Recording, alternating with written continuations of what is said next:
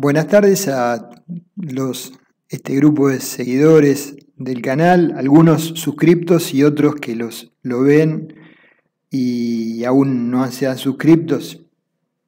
La verdad que siempre es un aliciente, si les interesa el canal, que se suscriban, ¿no? Porque uno visualiza que hay más gente y siente un poquito más de motivación para seguir en el tema este.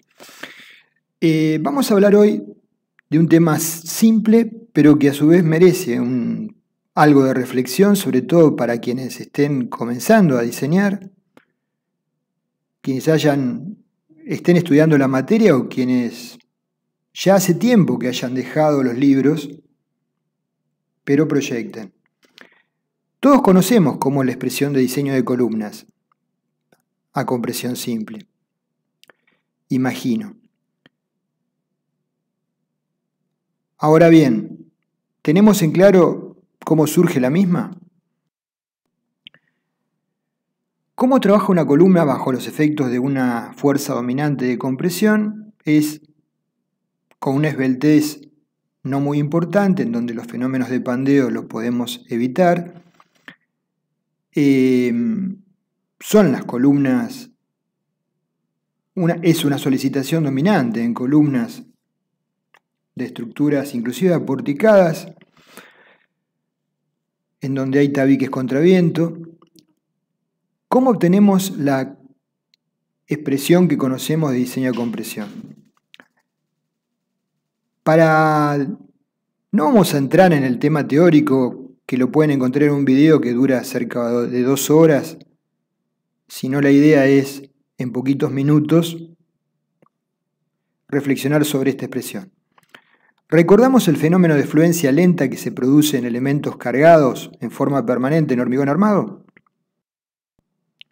Bueno, las columnas son elementos de responsabilidad fundamental en la estabilidad de una estructura y están constituidas por armadura longitudinal que toman parte de la cara junto al hormigón y estribos, que pueden ser como los del dibujo, que ustedes ya conocen, tienen que cumplir ciertos requisitos para impedir el pandeo prematuro de las armaduras incorporadas al hormigón por efecto de la compresión. Esta es una falla típica de una columna comprimida, donde agota su capacidad el hormigón, salta el recubrimiento y pandean las armaduras entre estribos como si fueran barras articuladas entre los mismos. Esa es la separación entre estribos. Por eso surge en el reglamento, el código ASI 318, en sus distintas versiones o en cualquier reglamento, separaciones máximas entre capas sucesivas de estribos. La justificación de estos valores está ampliamente desarrollada en los videos que ya subí al canal, así que no los voy a aburrir con ese tema. ¿Sí? Las separaciones mínimas tienen que ver con lo conceptual, con poder hormigonar la pieza correctamente.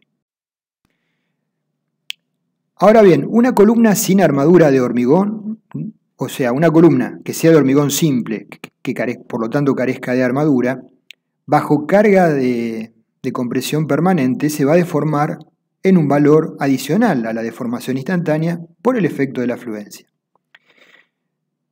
Pero las columnas reales de las estructuras tienen hormigón y, como vimos, armadura longitudinal y estribos, armadura transversal.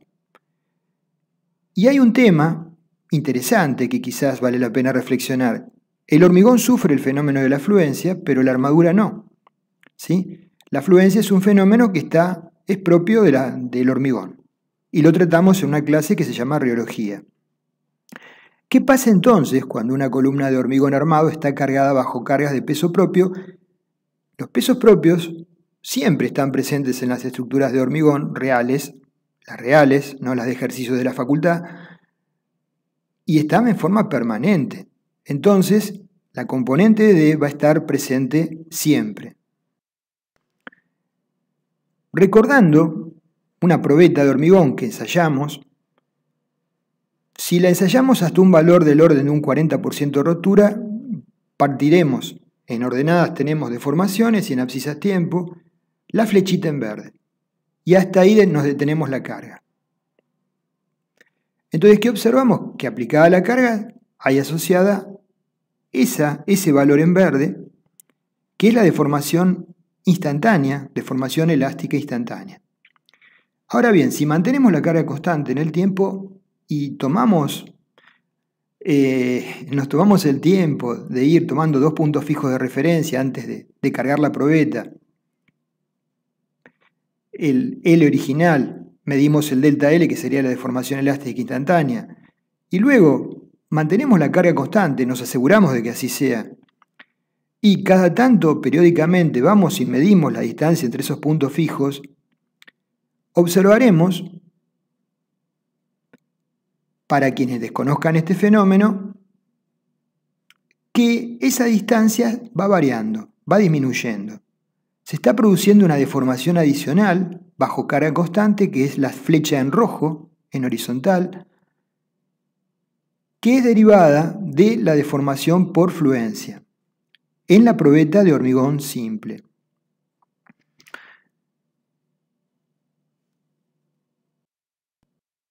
Entonces, tenemos una deformación elástica que se produce apenas se carga la estructura, por ejemplo cuando desencoframos la misma, y una deformación bajo carga constante, todos los pesos propios de las losas, vigas, contrapisos, pisos, mampostería, que están permanentemente en el tiempo y generan ese incremento de la curva en rojo en sí mismo y ese incremento de deformaciones. ¿Sí? O sea, a carga constante la probeta sigue deformándose, zona en rojo. Esto es conocido. ¿Qué implicancias tiene sobre una columna que ya no sea de hormigón, no es una probeta, sino sea una columna con armadura? Analizando en forma esquemática y muy simple el problema, tenemos que para un instante antes de desencofrar, tenemos que la carga sobre la columna es nula. Cuando desencoframos se produce una carga producto de la transmisión de los pesos propios presentes, PS constante, y tenemos una deformación asociada de prima CI, que sería la deformación elástica instantánea. Supongamos que la obra se detiene por alguna cuestión económica, ¿sí? No hay fondos, la obra se paralizó. Pero alguien toma puntos de medición en la columna y quiere ver si hay algún fenómeno a lo largo de esos 2 años que la obra está paralizada en cuanto a la deformación longitudinal de las columnas. Y va a observar, con sorpresa, que aunque la carga es constante, porque no ejecutamos nada nuevo en la estructura, ni siquiera los contrapisos, ni los pisos, ni mucho menos las paredes, que se incrementó la deformación a carga constante en un delta de prima S.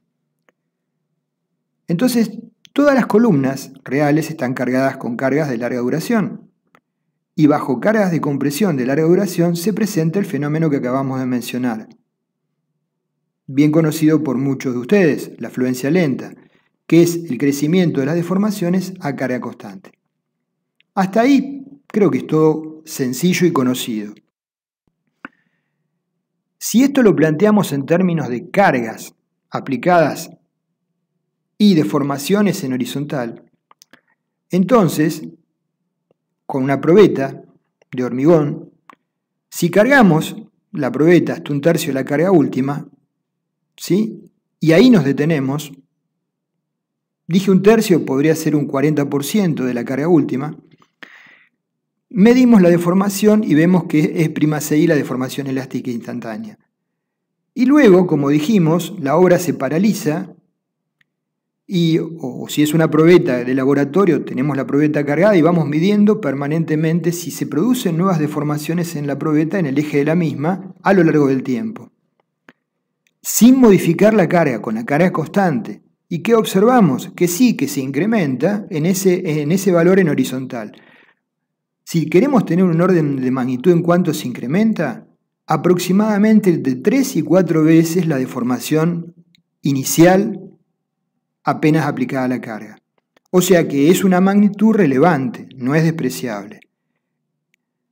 Ahora bien, el fenómeno en la columna de hormigón armado, el fenómeno de fluencia que genera este incremento de deformaciones, está asociado con el hormigón, no con la armadura.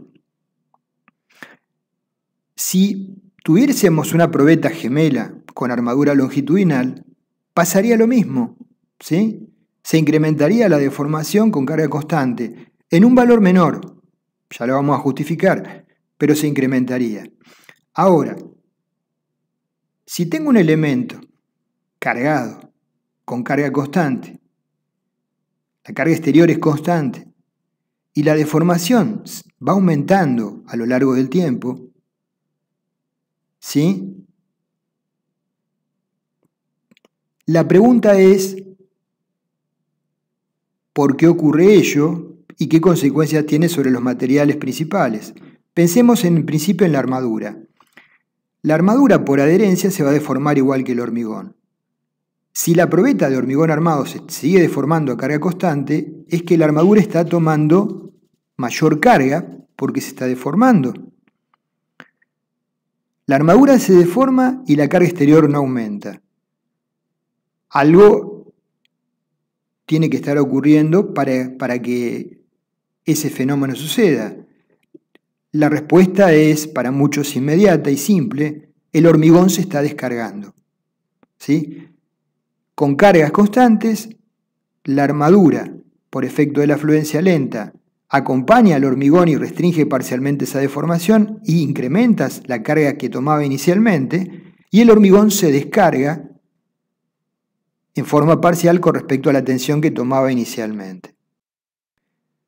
Esto de alguna manera está graficado acá para T igual a 0, P1, y los valores Fs de tensión en armaduras y sigma' de tensión en el hormigón, y con carga constante, luego de un cierto tiempo, tenemos el esquema de la derecha, donde la tensión en el hormigón se redujo en valores en función de la cuantía de armado, que puede ser valores importantes, y la tensión en la armadura se incrementó.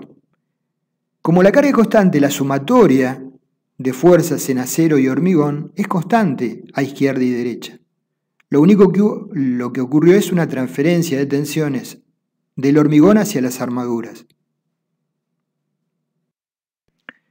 Podemos responder entonces que para una columna de hormigón armado bajo cargas permanentes, por efecto de la fluencia lenta, se sobrecargan las armaduras bajo carga constante y se produce una descarga del hormigón bajo carga constante. Ahora, en el dibujo de arriba, es algo muy simplificado, tenemos para T igual a 0, la superficie punteada sería la superficie de la probeta de hormigón armado sin carga. Cuando le aplicamos la carga, pasa a la superficie de línea llena. Dibujo de la izquierda, E'Ci. Ahora, si las armaduras estuvieran embebidas en grasa o envainadas para no tener adherencia, bajo carga constante la probeta se deformaría en un valor E'Ck de hormigón, ¿sí? Que está asociado con la fluencia.